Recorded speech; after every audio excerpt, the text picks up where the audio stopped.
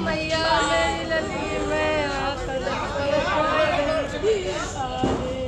ओ लली ভারতে সাম্প্রতিক সময়ের সবচেয়ে মর্মান্তিক দুর্ঘটনা ঘটে গেল উত্তরপ্রদেশের হাথরাস জেলার একটি ধর্মীয় অনুষ্ঠানে। স্থানীয় সময় মঙ্গলবার অনুষ্ঠিত সৎসঙ্গ নামক এ আয়োজনে অতিরিক্ত জনসমাগমের ভেতর অনুষ্ঠান শেষে তাড়াহুড়ো করে বের হতে গিয়ে পদদলিত হয়ে মারা গেলেন ১০০-রও বেশি মানুষ।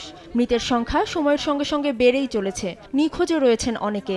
মৃতদের অধিকাংশই নারী। বহু মানুষ হাসপাতালে চিকিৎসারত আছেন। এ ঘটনার জেরে সৎসঙ্গের প্রধান নারায়ণ সাকার হরি ওরফে ভোলে বাবাকে গ্রেফতার করা হতে পারে বলে শোনা যাচ্ছে। স্থানীয় পুলিশের বরাতে জানা যায়, ছোট পরিসরের একটি জায়গায় ২ লাখের বেশি মানুষ একত্রিত হওয়ায় পরিস্থিতি অস্বস্তিকর হয়ে দাঁড়ায়। এক পর্যায়ে সবাই ওই স্থান থেকে বের হওয়ার চেষ্টা করলে মর্মান্তিক পরিস্থিতি সৃষ্টি হয়।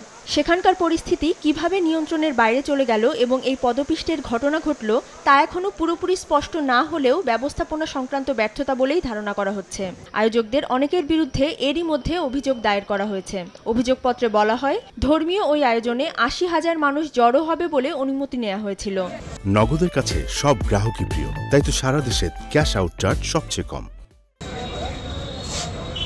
মৃতদের পরিবারের জন্য ২ লাখ রুপি এবং আহতদের জন্য ৫০,০০০ রুপি ক্ষতিপূরণ ঘোষণা করেছে রাজ্য সরকার। কেন্দ্রীয় সরকার থেকেও সহায়তার আশ্বাস দেওয়া হয়েছে। অধরা শ্রেয়সী অথই, সময় সংবাদ।